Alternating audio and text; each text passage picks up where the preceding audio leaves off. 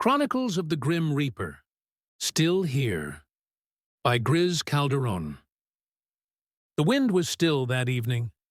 The sky, a soft blue fading into the darkness that would soon settle over the near-empty parking lot. Only one car sat parked outside the small convenience store, the kind of place where everyone in town had stopped at least once for a quick snack, a forgotten ingredient, or a friendly chat with the cashier who'd worked there for decades. Jeffrey stepped out of the store with a paper bag of groceries in his arms. A loaf of bread peeked from the top, and a small bottle of soda balanced on the edge. He wore a gray hoodie, red running shoes, headphones slung around his neck, and a smile that hadn't yet met the reality waiting just beyond the lot. Above him, standing silent on the store's flat roof, was the Reaper, scythe in hand. He had arrived moments before Jeffrey pulled in. From his place above, he watched the young man walk into the store, unaware of the danger nearby. A group of men stood further down, leaning casually against a wall, pretending to pass time.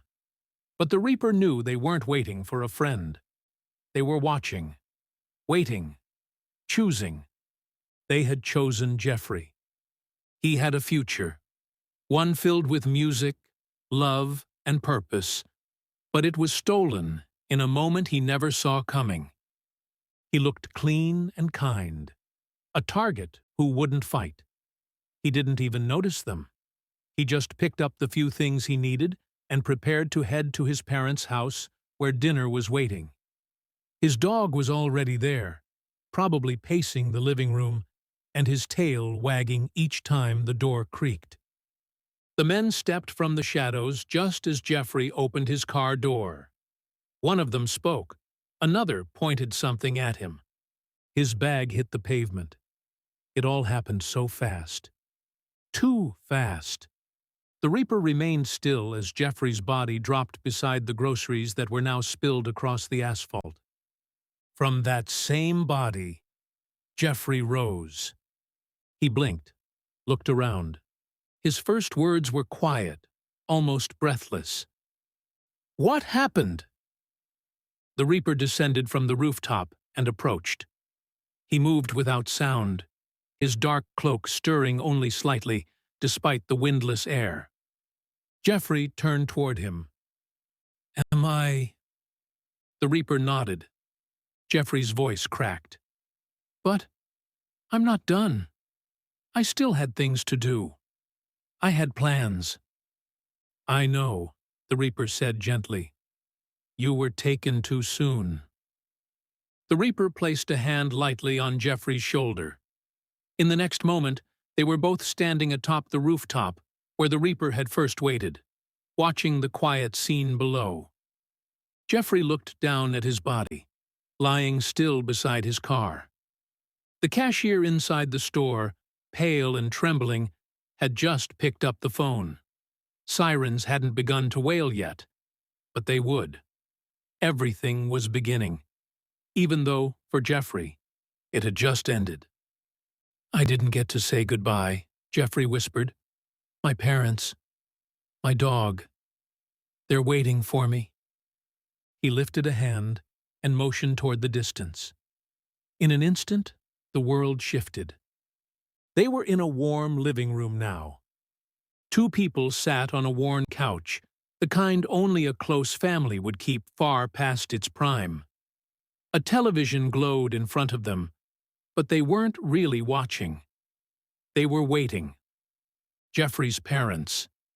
He stared at them, his breath caught in his throat. He stepped forward, his heart aching, and slowly lowered himself between them on the couch. He placed one arm behind each of them, resting his hands on their shoulders. They didn't see him, but they paused, both of them, almost in sync, as if they'd felt something. "Mom," he whispered, resting his head gently against hers, "you always made sure I was okay. You packed my lunches just the way I liked them, stayed up late to hear my songs even when you had work in the morning, and never missed a single hockey game, cheering like I was the only player on the ice. You helped me with school projects, hugged me when I failed, and reminded me that being kind mattered more than being popular. You told me I could be anything, and I believed you, because you always believed in me first. Thank you for your patience, your strength, and your love, for never giving up on me, for loving me the way only you could. He turned to his father. And you, Dad. I'll never forget the things you taught me. How to work hard, be honest, and show up, even when it was hard. You taught me how to be a good man, how to treat people with respect, how to do the right thing, even when no one's watching. You were always there, every hockey game, every late-night music session, every time I doubted myself. I could always count on you. You believed in me, even when I wasn't sure I deserved it. You made me into someone I was proud to be. I hope I made you proud, too. At the edge of the living room, a low whine sounded. His dog, who was curled on a soft blanket, lifted his head and stared toward the couch. His ears perked up, and his tail wagged slightly. The Reaper gave a nod, and in that moment, a quiet gift passed between realms. Jeffrey turned, with tears in his eyes, and walked over. "Hey, buddy," he said softly, crouching down beside him. The dog's gaze followed his every movement, eyes filled with recognition. He could see Jeffrey, not as a memory, but as if he were standing right there. Jeffrey reached out and gently ran his hand over the dog's head. "You were always more than just a pet. You were my shadow, my peace, my best friend. Every time I came home, you made it feel like the best place in the world. I loved every walk, every game of tug, every lazy morning we just stayed in bed." The dog let out a quiet huff and inched closer, his tail thumping softly.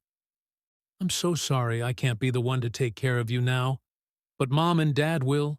You're in the best hands, I promise. Just don't stop waiting at the door. I'll still be there, now and then, when you need me. You'll feel me. I know you will." He leaned in and wrapped his arms around the dog, burying his face in the soft fur.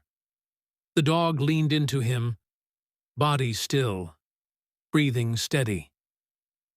"I love you," Jeffrey whispered, "forever." He placed a final kiss on his furry head, and the dog stayed close, calm and sure, just as he always had when Jeffrey was near. From the couch, his parents glanced over, watching the dog curiously as he sat upright, alert, eyes fixed on something they couldn't see. "Strange," his father murmured. "He's acting like Jeffrey just walked in," his mother whispered, her voice trembling. Neither of them said anything more, but they didn't look away.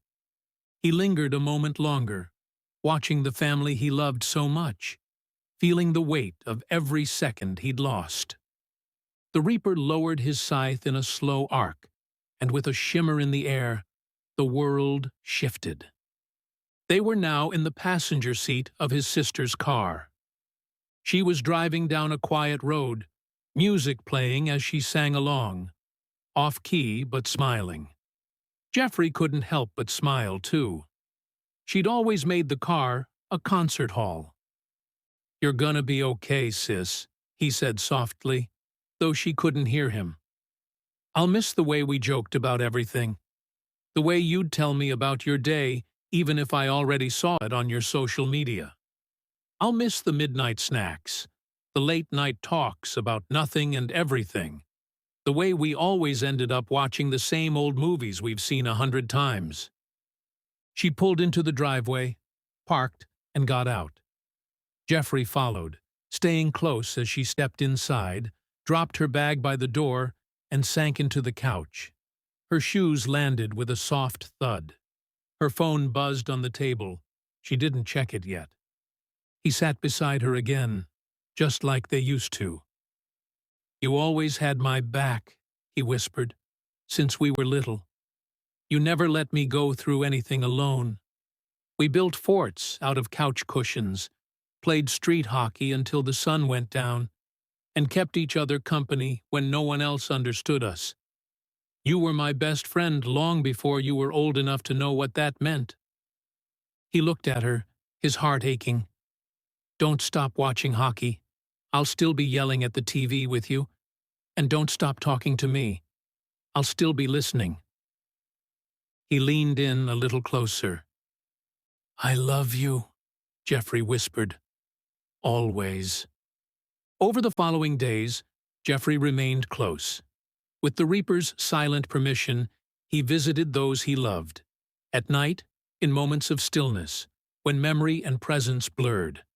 They couldn't see him, but they felt him. And when the day of his funeral arrived, Jeffrey stood beside the Reaper, watching the people who'd filled his life show up to say goodbye. His jersey was on display. Notes filled with memories and love lined the table. Friends huddled in small circles, sharing stories about his lyrics, his freestyle sessions, the way his words could hit deep or make you laugh out loud. A few even tried to mimic his flow, smiling through tears. He wasn't just talented, he was unforgettable. He listened to the stories they told about his music, his loyalty, his way of lifting up everyone around him. He watched his mother cry into his father's shoulder, saw his sister hold his dog in her arms, whispering that she missed him already. A few of his closest friends lingered at the table, reading the notes, shaking their heads with quiet disbelief, saying it still didn't feel real. When the service ended and his coffin was lowered into the ground, Jeffrey turned to the Reaper, his eyes glassy. "I'm really gone." "Yes," the Reaper said, "but not forgotten. I'll never see them again." "You will," the Reaper replied. Jeffrey looked back one last time. "I want to help them heal." The Reaper placed a hand on his shoulder. "And you will. You'll stay, until their hearts are steady enough to carry the weight without breaking. You'll be near when they need you most. They'll feel you. And though they may not always understand it, they will know they are not alone." With that, the Reaper stepped away, fading into the wind. And Jeffrey remained, no longer living, but not quite gone. A steady presence, a whisper of comfort, and a memory in the hearts of all who had ever known the kindness of a man taken too soon. The end.